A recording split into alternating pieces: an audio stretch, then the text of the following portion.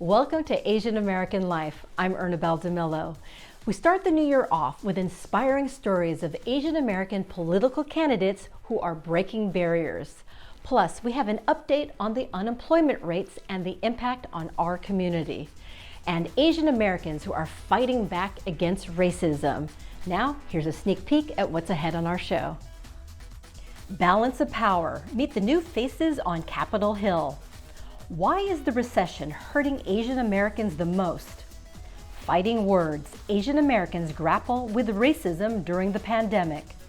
And subway art that turns hate into beauty. This and more on Asian American Life. I'm Kyung Yoon. When filmmaker Joseph Jun decided to turn his camera on 5 Korean American candidates running for U.S. Congress, he didn't know that he'd be documenting so much history in the making. November's elections ushered in the first Korean American women, not just one, but 3, to be elected to the U.S. House of Representatives. They joined Congressman Andy Kim, who was re-elected for a second term, making this a banner year for Korean American representation. Meet Young Kim and Michelle Park Steele, representing Southern California, and Marilyn Strickland of Washington State, all members of the freshman class of the 117th U.S. Congress that assumes office this January.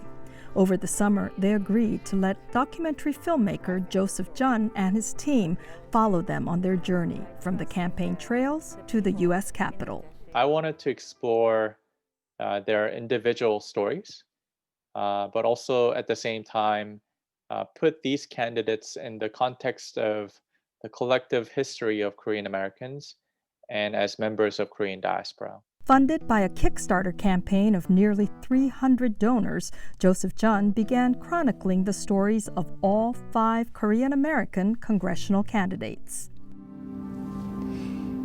If and when I'm chosen. If chosen by the people.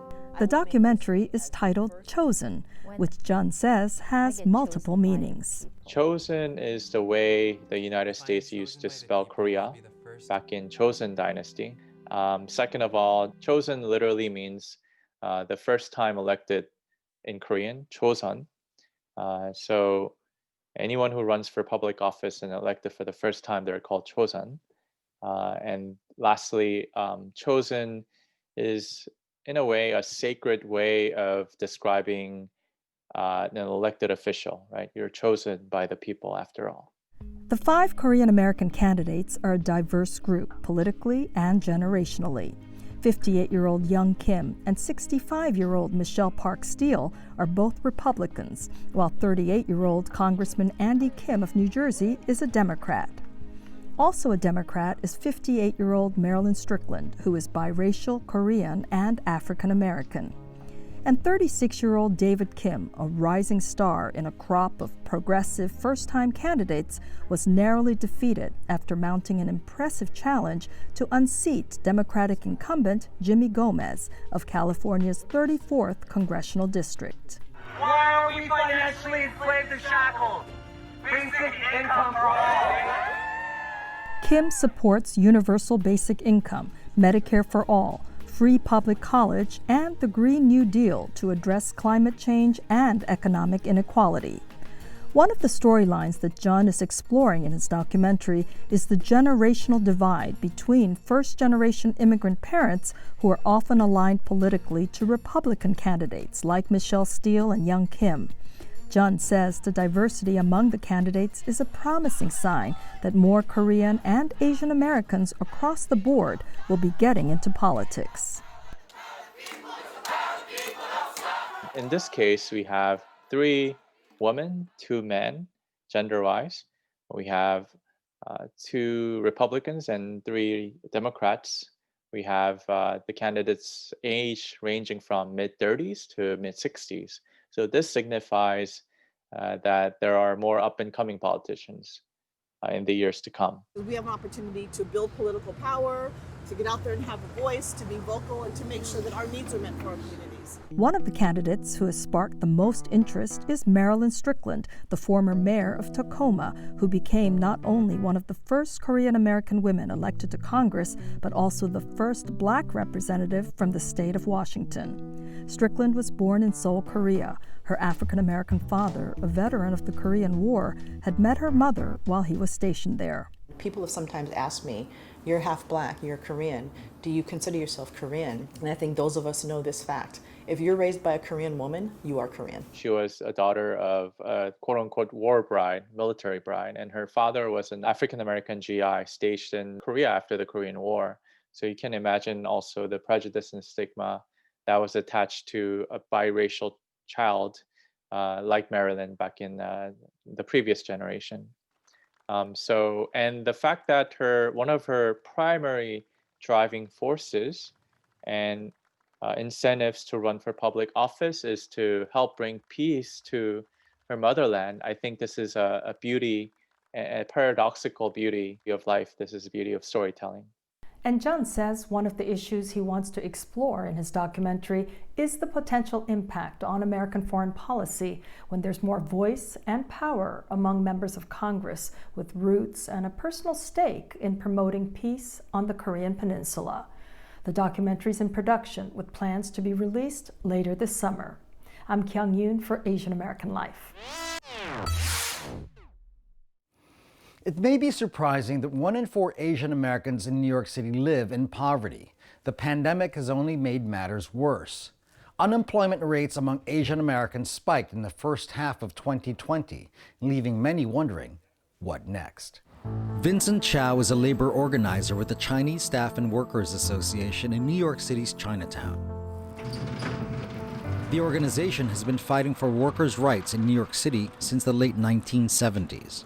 Chinese workers work in so many different industries. So most of them, some undocumented workers, some documented workers, but their treatment is the same. They all work long hours, low wages. But Vincent's job changed a year ago. Even before the first case of COVID-19 was reported in New York City, Chinatown was eerily empty. The pandemic hit this Chinatown area well back into early January. Businesses saw a drop-off of 30, 40, 70%. Carlin Chan is a community activist who's been living in Chinatown for more than 60 years. Right before the lockdown, there was no business here. Restaurants were laying off wait staff, kitchen staff, and some had to trim their hours just to try to save some money. So a lot of people lost their jobs here. Other businesses suffered too, says Vincent. Most of them, because the restaurant shut down, maybe the factory shut down, nail salon shutting down. They have no choice. They had to file the claim to get some benefit to support the family because everybody still had to pay the rent. By the time of the lockdown in March of 2020, Vincent says his work pivoted.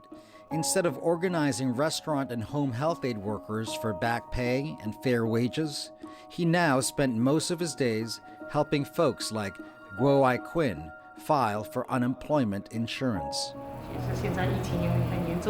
The boss said because of the pandemic, we had to close down and had to apply for unemployment benefits. Guo says she lost her job as a waitress at the banquet restaurant Jing Fong back in March. She has received unemployment insurance, but she says it barely covers her rent of $1,800 a month. Guo says she's not alone. All of my friends and former colleagues are all facing the same problem. Unemployment benefits are not enough to pay the rent. Word spread about Vincent helping folks navigate through the bureaucracy and language barriers they faced while filing for unemployment insurance. When a Chinese newspaper published his name and cell phone number alongside the hotline for the U.S. Department of Labor, Vincent's phone was ringing off the hook. I receive hundreds phone calls every day about the unemployment benefit from 6 a.m. to midnight. I got a phone call from California, Philadelphia, Florida, New Hampshire, everywhere. The trend is alarming, according to the Asian American Federation. In New York City, the jobless rate among Asian Americans was the highest among ethnic groups, spiking from 2.5% to more than 14.5% within a 3-month period from February to April 2020. Nationwide, Asian Americans with a high school degree or less experienced higher rates of unemployment, according to this study from the University of Kansas. But these numbers don't even reflect the countless workers in the restaurant industry who don't qualify for unemployment benefits. The undocumented population, they're forget about being between a rock and a hard place. They're actually being squashed by the rock and a hard place. They're under the rock and a hard place right now because they do not qualify for any kind of benefits. This winter, Vincent worries that jobless claims will only increase when restaurant dining is restricted by weather or by mandated closures. If you cannot find a job, how you pay for the rent, how you buy the food, how you support a family. Vincent says he's helped more than 1,000 folks file for unemployment benefits. He can relate to their anxieties. His hours as a labor organizer have been cut from 5 days a week to 3. I have 2 children, my wife. We had to pay the rent, we had to buy the food, because right now we go to supermarket, everything is very expensive. So if we lost income, we're not able to survive. The Asian American Federation recommends that policymakers provide additional translators and provide more job training efforts to these communities. For Asian American Life, I'm Rayner Ramirez. The COVID-related racist attacks against Asians continue to rise, but we found Asian Americans are fighting back. As reports of coronavirus have spread across the U.S., so have incidents of anti-Asian violence. This is the moment passers-by say a woman wearing a face mask was attacked in a New York subway station. In response to the violence aimed at Asian Americans, the country's largest police department created the first ever task force dedicated to crimes targeting a single race. I've never seen the mood in the Chinese American community so fearful or so concerned. Wayne Ho is president and CEO of CPC NYC, the nation's largest Asian American social service organization. We are hearing now that it's grown into violence on the streets. We know there's hate crimes going on, and it's just really sad that during this time we know that this is a public health issue. It's not a racial, ethnic, or immigrant issue. While New York and the country grapple with the deadly virus, Asian Americans are also fearful for their lives. In Brooklyn, an Asian woman was taking out her garbage when someone threw acid on her, leaving her with second-degree burns. In Texas, a man stabbed an Asian family in a grocery store, including 2 young children. The rising xenophobia seemed to only get worse, as some in higher office referred to it as the China flu. After the actual COVID-19 virus started to spread, the other epidemic of xenophobia was fueled further by the racist fear-mongering of our president and the allies that he has that sought to shift blame after failing to do their job to keep our nation safe. According to several hate-tracking websites, the number of attacks on Asian Americans rose to 100 per day. And these Asian American doctors working in the front line at hospitals posted this video with some of the hateful messages they have received. Journalist Jeff Yang told us about his racist encounter in Los Angeles. This woman who had come out of the supermarket, she was an older white woman wearing a mask, walked past me, and then just for no seeming reason just turned and shouted, "F you," to me. I looked up and I just saw that she had shouted at me. I wondered what I did. And then she sort of set her bag down, reached up to her mask, pulled it down quickly, and then coughed loudly in my direction. Yang says it may still get worse for Asian Americans. I am of real concern that, especially as the economy turns down, especially as losses, human and otherwise, mount up, the direction that the government is pointing in towards blaming not just China but Chinese is going to be a real threat, not just to Chinese Americans or Chinese expatriates here in the United States, but really to Asians more broadly and Asian Americans more broadly. Yang points to the 1987 Vincent Chin case. Anti-Japanese and Asian sentiments hit a boiling point when two laid-off workers beat and killed Chin, mistaking him for Japanese, who they had blamed for the decline of the auto industry. There is a long history of racism against Asians in this country. In 1875, there was the Page Act barring Asian women from immigrating to the U.S.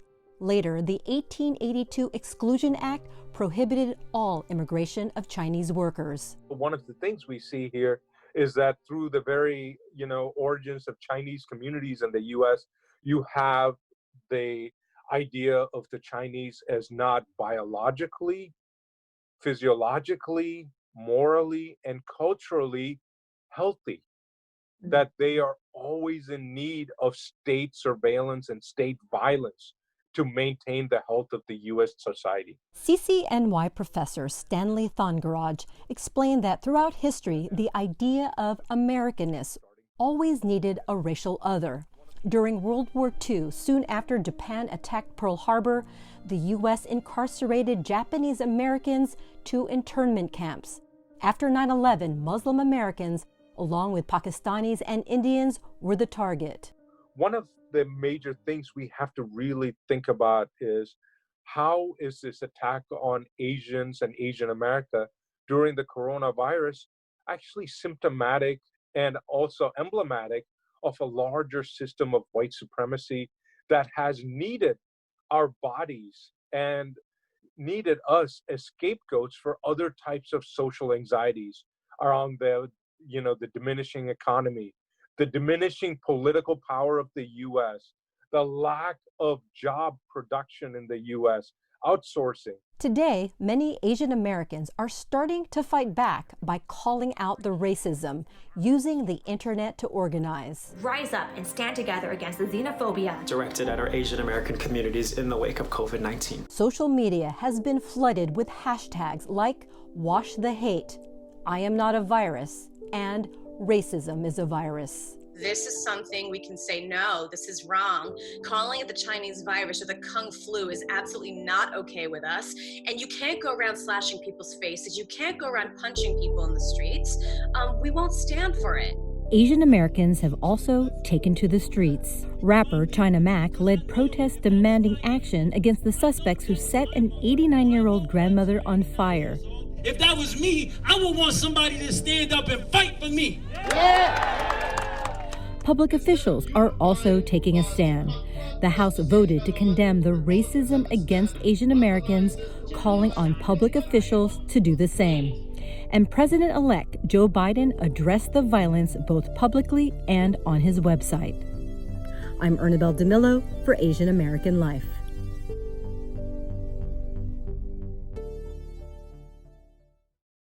I'm Kyung Yoon. Ever since the Hormel Foods Corporation produced its first can of Spam in 1937, it's come to symbolize a quick and cheap way to get meat on the table. But now some Asian American chefs are embracing Spam and bringing it into mainstream dining. Chung Chow is the chef at Norita, a popular East Village restaurant in New York City that celebrates the flavors of Hawaii. So Spam has always been a part of anyone who lives in Hawaii. You know, it's kind of interwoven into the community, into the food, into the scene. It was during World War II that Spam went global, becoming a military staple with more than 100 million cans shipped out to the Pacific to feed U.S. troops.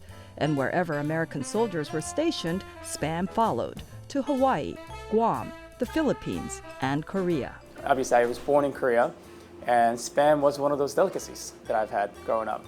Jin An remembers one of his favorite meals was 부대찌개, which literally means army-based stew, made with Spam simmered with kimchi, tofu, and ramen noodles.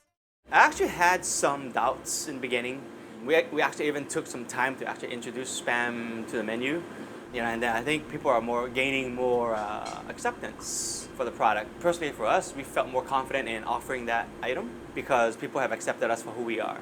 And Spam promises to remain a staple of American food culture, and like all of us, to keep evolving over time. I'm Kyung Yoon for Asian American Life. I'm Minnie Roh. When it comes to racism and hate crimes, there's no better way to fight it than to shine a light directly on it. And that's the goal behind a widespread art installation in New York City. It's the work of an Asian American artist who, despite her own experiences with racism, says she still believes in her city and fellow New Yorkers. As travelers pass through the halls of this major transportation hub, a vibrant art display brightens their path. You see faces of Asian and Black New Yorkers, defiant, strong, to say that, despite all that we have been through this year, we still believe in our city. I Still Believe in Our City is also the name of this art installation at Atlantic Terminal in Brooklyn, New York. Amanda Ping Bodhibakia created 45 panels of arresting art to highlight the dark days during the pandemic when anti-Asian sentiment was at its height. And when too many people, including the President of the United States, blamed an entire ethnicity for the virus simply because it originated in China. Kung flu. It comes from China. The Chinese virus. The pandemic just opened up this ugly side of the city, and in no small part due to Trump wasting no time using racial slurs to scapegoat an entire country and its diaspora. The Chinese virus. My goal with this art campaign was to turn this hurt into something beautiful and powerful, to really just highlight and show the strength and resilience and defiance. The work was created in conjunction with the New York City Commission on Human Rights, where Ping Bodhibakia is an embedded artist. From February to September 2020, the Commission says there were 184 anti-Asian incidents related to coronavirus, as compared to just 26 anti-Asian incidents during the same time period the previous year. Ping Bodhibakia used the data in these reports to create her powerful images. Some of the work features ugly words that have been hurled at us, words like go back and you people, not like us, your fault. So I've engulfed them with flowers that have symbolic meaning in Chinese and other East Asian cultures. So the peony symbolizes solidarity and friendship. The chrysanthemum is for resilience. The artist is no stranger to discrimination. Growing up in Atlanta, Georgia, the only daughter of a Thai dad and an Indonesian mom, they were one of the few Asian families in their community. I was kind of such an anomaly that during physics class one day, my teacher asked me, "What color are you?" in front of our whole class. Something I really didn't have an answer for at the time. She thought she had left that all behind when she moved to New York 14 years ago, so the hurt ran deep when, yet again, she found herself on the receiving end of a microaggression. I remember one day before the city shut down, I was getting on the subway and I sat down and the man next to me muttered under his breath, "Get away from me." And then he ran down to the other end of the subway car. These incidents motivated Ping Bodhibakia to tackle this highly charged issue in a way that would not be construed as just another anti-hate campaign. Using her background as a former neuroscientist, Ping Bodhibakia shaped her artwork by exploring racism through a scientific lens. Neuroscience tells us that when we are ostracized or shunned or feel like we don't belong, our bodies react as if we had experienced physical harm. So a lot of my work is about fostering belonging. The struggles of communities of color are often invisible as well, and we should also highlight and shine a light on them. The series also incorporates important historical facts to provide greater context about the Asian American experience in this country. This panel is about the 1882 Chinese Exclusion Act. This about Asian American small businesses. There's also a nod to the Black Lives Matter movement, highlighting the solidarity between the Asian American and Black communities, which dates back to the Civil Rights era. Racism against Asian Americans exists.